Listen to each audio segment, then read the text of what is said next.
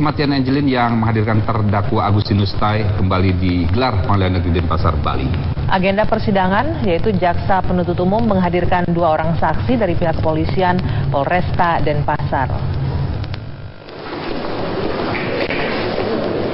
I Ketut Rai dan Agung adalah 2 saksi dari Polresta Denpasar yang dihadirkan oleh jaksa penuntut umum dalam persidangan Agustinus Tai. Kedua saksi tersebut merupakan orang yang pertama kali menemukan jasad Angelin. Persidangan hari ini juga mengungkap fakta baru saat Hakim Ketua meminta Agustinus Tai untuk berbicara. Agus mengungkapkan bahwa dirinya mendapat kekerasan dari pihak polisi saat ditangkap. Menurut Agus, kekerasan tersebut dilakukan polisi agar dirinya mengaku bahwa ia membunuh Angelin. Padahal Agus telah mengatakan bahwa Margaret lah pelaku pembunuhan Angelin.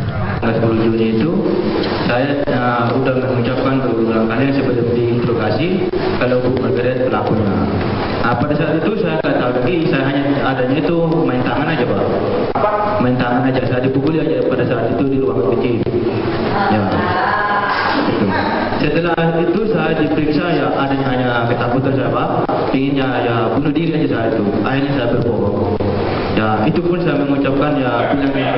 Kenapa saudara berbohong tadi? Kenapa? Karena ketakutan dipukul. Ini ada waktu itu saksi. Semuanya ada, Pak. Semuanya ada, Pak. Sementara itu, kuasa hukum Agustinus Tai Hotman Paris Hutapea menyatakan dengan pengakuan Agus hari ini, maka seharusnya kasus Angelin semakin jelas arahnya. Justru saksi polisi yang menyatakan pertama kali Agus diinterogasi, Agus sudah mengatakan pelaku pembunuhan adalah Margaret. Berarti semua pertanyaan selama ini sudah terjawab. Dia juga mengatakan dia berubah karena dia dipukulin.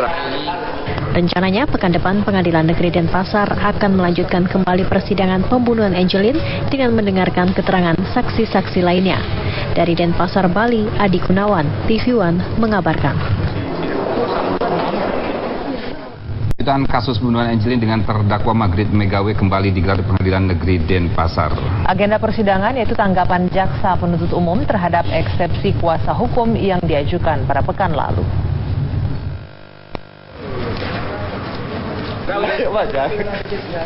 Sidang kasus pembunuhan bocah 8 tahun Angelin kembali digelar di Pengadilan Negeri Denpasar, Bali hari ini. Sidang dengan terdakwa Margaret beragendakan pembacaan tanggapan eksepsi dari jaksa penuntut umum. 2 anak Margaret, Yvonne dan Christine terlihat hadir dalam persidangan dan sempat berbincang dengan ibu mereka sesaat sebelum persidangan dimulai. Kedua anak Margaret tetap percaya bahwa ibu mereka tidak bersalah. Ya harapannya semua kebenaran terbuka dan kita sih percaya, Pak. Berarti Mbak percaya bahwa ibu tidak bersalah seperti itu? Dari awal memang saya tidak bersalah. Ya, jelas dong, karena kita tahu kebenaran. Dalam persidangan, JPU membacakan jawaban atas eksepsi berjudul Tuhan Pasti Turun Tangan yang diajukan pihak kuasa hukum Margaret Megawe. Jaksa penuntut umum sebagian besar menolak seluruh nota keberatan dari kuasa hukum Margaret. Dari Denpasar, Bali, Alfani Syukri, Adi Gunawan, TV One mengabarkan. Margaret Megawe didakwa melakukan pembunuhan dan penelantaran terhadap anak angkatnya Angelin. Sementara Agustinus Tai didakwa membantu Margaret untuk mengubur jasad Angelin di pekarangan rumah dan kasus kematian Angelin.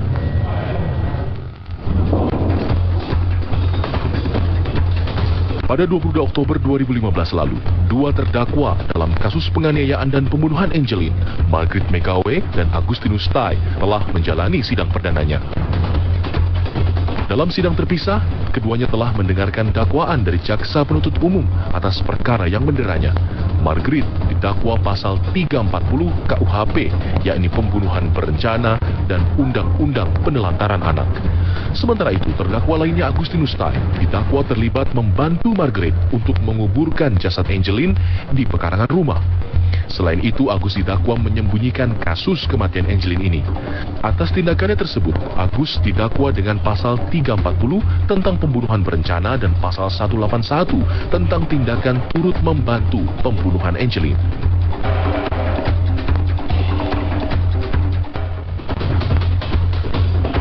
Kasus kematian tragis yang dialami Angelin memang menyita perhatian publik dalam beberapa bulan kebelakang.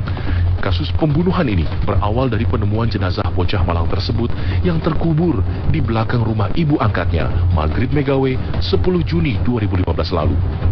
Kepolisian segera melakukan pendalaman terhadap kasus ini. Dari sejumlah bukti yang dikumpulkan, polisi pun menetapkan Agustinus Tai, bekas pembantu ibu angkat Angelin, sebagai tersangka pembunuh Angelin. Namun dalam pendalaman kasus ini, polisi menemukan sejumlah kejanggalan. Dari sejumlah saksi yang diperiksa polisi, terungkap jika ibu angkat Angelin, Margrit Megawe, kerap melakukan kekerasan terhadap anak angkatnya tersebut. Polisi juga menemukan bukti lain yang menguatkan dugaan keterlibatan ibu angkatnya dalam kasus ini. Salah satunya bercak darah Angelin yang ditemukan di kamar Margrit. Setelah mengantongi alat bukti yang cukup, polisi akhirnya menetapkan Margrit sebagai tersangka pembunuh Angelin.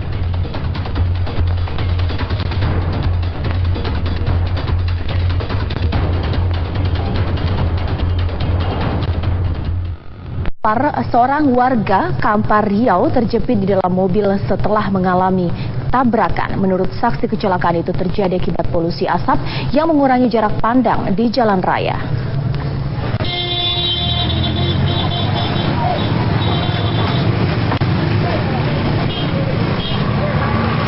Masyarakat di kawasan Air Tiris, Kecamatan Kampar, Kabupaten Kampar Riau berusaha menolong seorang sopir yang terjebak di mobilnya. Korban baru saja mengalami tabrakan.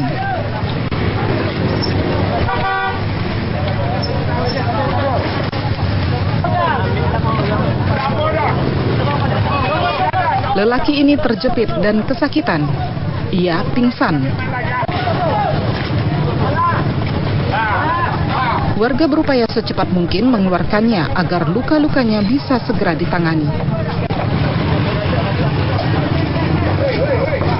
Saksi menduga kecelakaan ini terjadi akibat sopir nekat melaju dengan kecepatan tinggi, padahal jarak pandang mereka berkurang akibat polusi asap.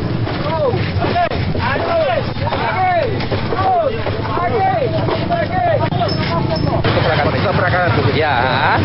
Itulah kencang di situ kan. Itu kan. Cang dia tuh datang mobil nekat. Oh gitu. Jadi rencananya apa mau pulang? Harus kemana nih? Mau ke Rumbio Pesawat. Oh, mau pulang. Ya, Simpang ya. Oh, pulang ya. Terus yang itu mungkin dari Pekanbaru, Pak, entah ke Gendong, enggak tahu lah kita kan. Jadi apa korbannya macam udah diangkat ke rumah sakit, Pak, supir ini. Oh gitu. Kamu rasa tinggal sekarang, Pak. Ada rasa lah, ada besar-besar. Ada pengaruh asap. Ya, kena hubungan asap kan ya. Itu, Pak ya. Tabrakan yang terjadi di Jalan Lintas Berat Sumatera ini berdampak kemacetan sepanjang lebih dari 5 km. Sebagian besar kendaraan terpaksa menyalakan lampu untuk mencegah kecelakaan akibat minimnya jarak pandang. Dari Kampar Riau, Arif Budiman, TV One mengabarkan. Wanita menabrakkan mobil mewahnya ke pohon di jam sibuk di Kebayoran Baru, Jakarta Selatan. Menurut saksi, pengemudi tersebut asyik menggunakan telepon genggamnya sebelum kecelakaan tunggal itu terjadi.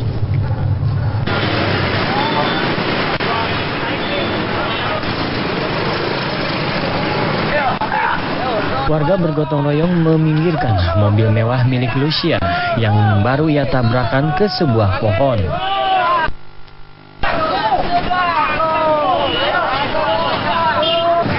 Peristiwa ini terjadi tadi pagi di Jalan Antasari menuju Sudirman ketika banyak orang berangkat kerja.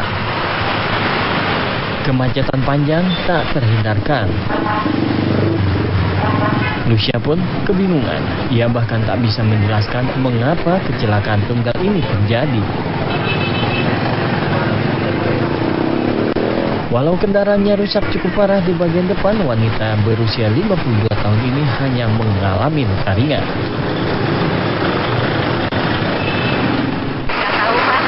Tahu, tiba-tiba hilang kendali aja gitu. Iya. Ibu, tujuannya dari mana mau ke mana? Saya mau ke kantor. Mau ke kantor? Ya, ke Sudirman. Belum mau ini? Ya, ada luka? Kenapa? Ada luka nggak? Kayaknya di tangan doang. Luka kecil aja gitu. Tapi airbag semuanya berfungsi, Bu? Iya. Sementara saksi menuturkan tabrakan itu terjadi karena pengendaranya menggunakan telepon genggam ketika mengemudi. Tiba-tiba belok ke kiri, langsung naik ke trotoar, nabrak pohon, terus buntut mobil itu naik berangkat ke atas. Untung saya di belakangnya nggak kena gitu. Jadi kecelakaannya tunggal gitu Pak? Tunggal, kecelakaannya nggak tahu lagi kemana ya pikirannya, kurang ngerti. Kecelakaan yang terjadi di depan rumah dinas Kapolri ini ditangani petugas Satlantas Polres Metro Jakarta Selatan.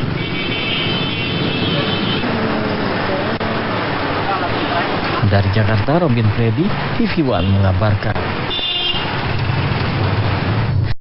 Yang meledak dan menewaskan 4 orang di Gedung Kandang, Kota Malang, Jawa Timur. Sementara pemilik rumah hingga kini masih buron.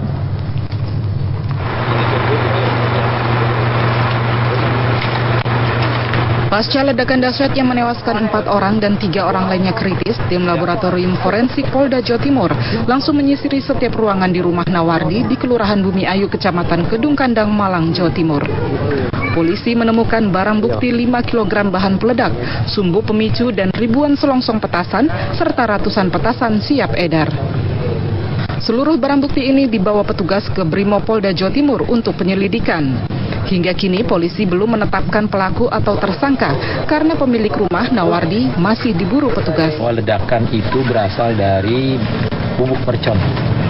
Jadi di rumah ini tempat meracik dan membuat petasan. Nah, kita sedang mengejar pemilik rumah, mencari kemudian orang-orang yang nanti akan terkait dengan adanya kepemilikan bahan peledak secara tidak sah ini. Menurut warga, petasan dalam jumlah besar itu sengaja dibuat untuk memeriahkan sebuah perayaan. Namun naas akibat kelalaian, petasan meledak keras hingga radius 200 meter. 2 rumah yang berdampingan luluh lantak, 4 orang termasuk balita 8 bulan tewas. Seluruh korban telah dimakamkan di TPU setempat. Ya, untuk keramaian, katanya untuk petasan meramaikan. Katanya Pak, saya kurang tahu nanti pas jadi sasaran saya. Kapan keramaian petasan itu akan digunakan rencananya Pak? Katanya malam minggu. Gabungan. Sementara itu, 3 korban masih dirawat di 2 rumah sakit Malang karena kritis. Dari Malang, Jawa Timur, Edi Cahyono, TV One mengabarkan. Tahu penyebabnya. Pemirsa, ratusan siswa sekolah menengah atas atau SD sekolahnya merajalela. Aksi demonstrasi ini pun terpaksa dibubarkan paksa oleh pihak sekolah.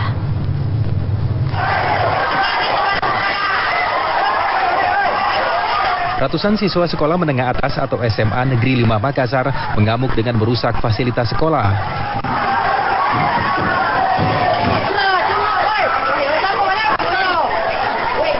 Kemarahan para siswa ini dipicu saat guru membubarkan aksi para siswa dengan merampas alat peraga mereka.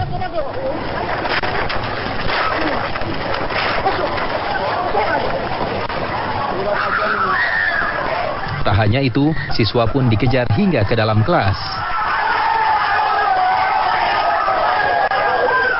Sejumlah siswa menyoraki guru yang marah hingga menyiram air ke sejumlah siswa.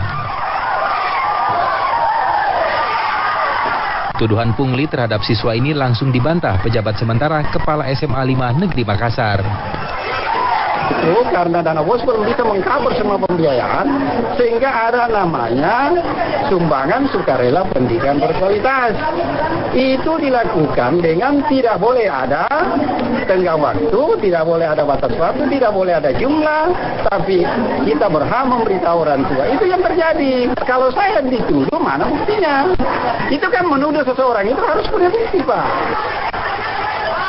Ratusan siswa ini menyuarakan aspirasinya dengan meminta kejelasan pihak sekolah terkait adanya pungli di sekolah mereka.